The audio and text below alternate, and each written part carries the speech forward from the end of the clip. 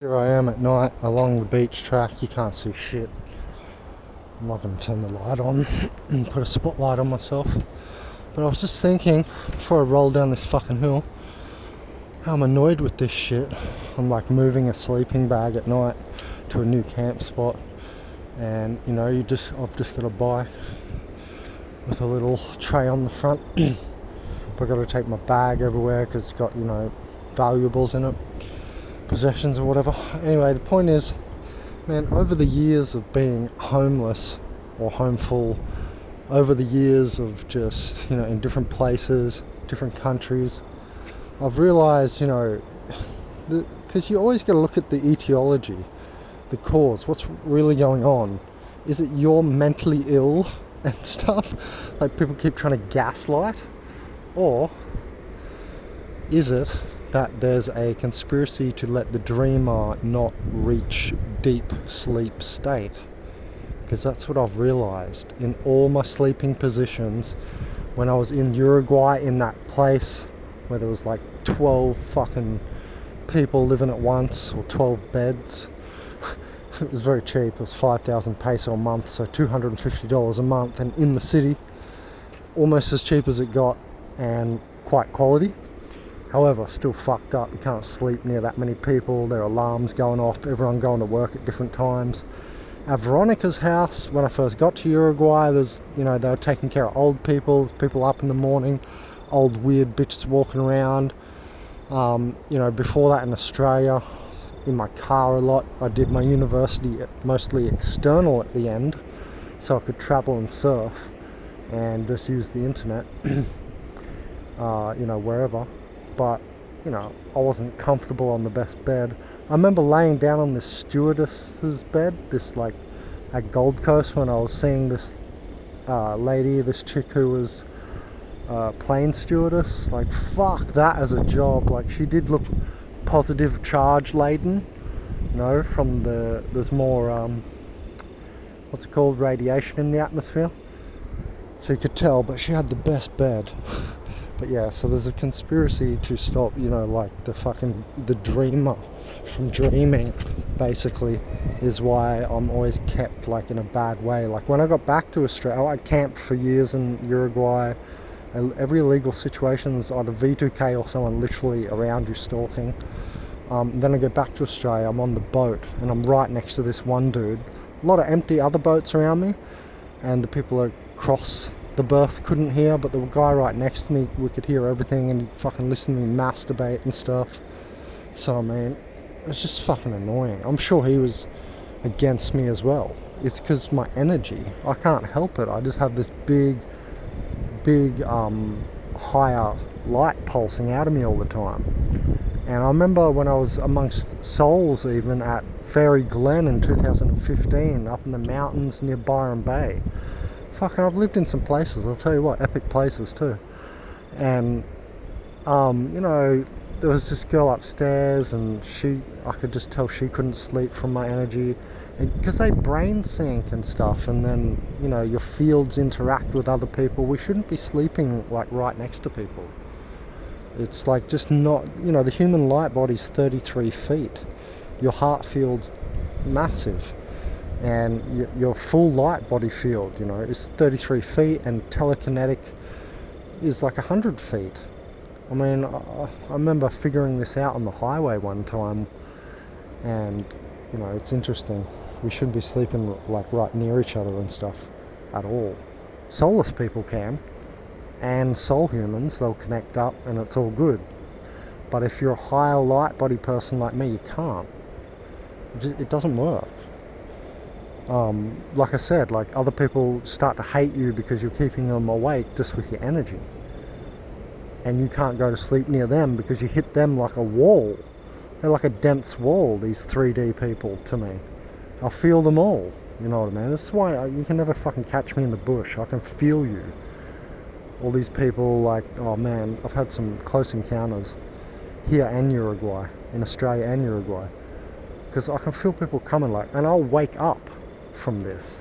I'll wake up from animals close and stuff, like a fucking jaguar in the middle of the Amazon. You know what I mean? They know. I remember Oro, like it'd be very difficult to sneak up on a proper hyper alert cat with a light body like Oro. Now and then you can sneak up on us because we're in a deep sleep, but man, I swear I wake up so interestingly from things in my surroundings. I always have a lot of 3 a.m. awakenings too from evil spirits. That sort of quiet gateway at 3 to 3:30. But anyway, I just wanted to say there's a conspiracy against the dreamer to stop them dreaming, right? It's just another thing of how this is a prison planet. Do you see? Like, to trap you here. It's not about trapping your soul here. It's about trapping your energy, the enlightened soul, with the spirit. It's not just about the soul level. You've got to understand that the spirit empowers the soul. It's like the energy to the soul and enters the novel information into the soul. And then they capture that soul info. But so really it was your spirit that did all this. You see what I mean? Your higher light body, your multi-dimensional light body, which they don't have. And they're just going to try and like steal it as usual, right? They're going to go ahead. They've got the dream machines coming, right? And I swear I may as well say this now. When I was in Camping Marindia in Uruguay, I swear not one time, for several months I think it was, these people would come and they'd come with a machine. Because I could hear them all talking. Remember, I could barely understand Spanish, but I could understand it well enough to get what's going on, basically, most of the time. And there's always people stalking me at night there, probably because they thought I was growing cannabis at night. They used to do laps at one point with a motorcycle, the cop cars and stuff. It's so funny. I wasn't even growing at night at all, nothing. Like sometimes we'd go for a walk at night, me and this other guy who was from Spain, and we go check the rubbish bins because they're like little shops there. You find so much in the big skip bins. It was just fun, you know what I mean? If you couldn't sleep, go get a tally. We'd walk down the street just with his dog off the leash, and it was just crazy wild times in Uruguay. It's more wild than in Australia. I'll tell you what, very wild in the streetway. In Uruguay street, man, it is the Wild West, like personified. It's so bad. You could easily get shot and stuff for sure.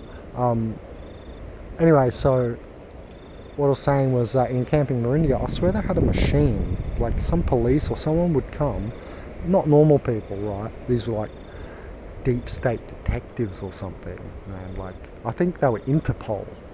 To be honest, I think that was the Interpol agents that were associated with Veronica. Remember how I've got the video on my channel of her admitting she had an Interpol agent onto me? She told me near the end. No, I didn't know for a while, but then one day she told me. I'm like, what the fuck? And I found out she's a daughter of the Grand Mason of South America's top lodge. Like granddaughter of fucking head mason of South America's lodge when the Nazis were moving there from Germany. Get what I'm saying? Back in those days, she's the granddaughter. Man, she told me so many crazy stories. I can't tell them all now. Anyway, the point was they'd come with this machine in that Camping Marindia, and because I'd hear certain voices I knew, like that Dumas character, and he would be asking them stuff, and I swear they were looking into a monitor and they were deciphering my thoughts and teaching them how this machine worked. Like my thoughts would come up like as some weird multi-EEG patterns, not just one line. I think that's what was happening, and they would have to like confabulate and configure the data in real time, you know what I mean? So they were like experts on this machine, and I swear that went on for months. Like so weird, like the shit that happened to me in Uruguay in the bushes. That was at the camping ground, that Camping Marindia. I swear some shit like that went on, hey, because the stuff I was hearing all the time in the bushes nearby, really late at night, like at midnight, at 2 a.m. One morning, it was raining and I smelled their coffee. I was like, fuck, they're there even in this misty rain in like 2 degrees. They're that desperate. Some of them seem like, well, why are they doing it? Some of them must know this stuff that we know. I know all the Masons know this stuff. At some high level, Masons know about NPC theory and stuff. Organic portal-based NPC theory and, stuff like that. Demonic possession, right?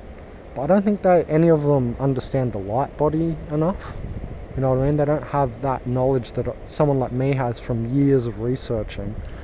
And I'll tell you what, that knowledge is like the rarest knowledge out of anything spiritual that I have, because it goes with the multi-dimensional knowledge. And just any time I've ever talked to any, like, I've stayed at so many people's houses over the years as a shaman and stuff, like yeah, a lot of girls, right?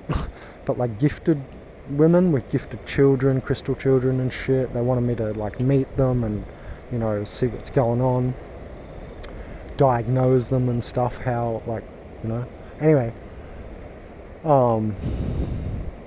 yeah, I forget what I was saying. I'm just gonna go. I'm bailing out now, going to bed.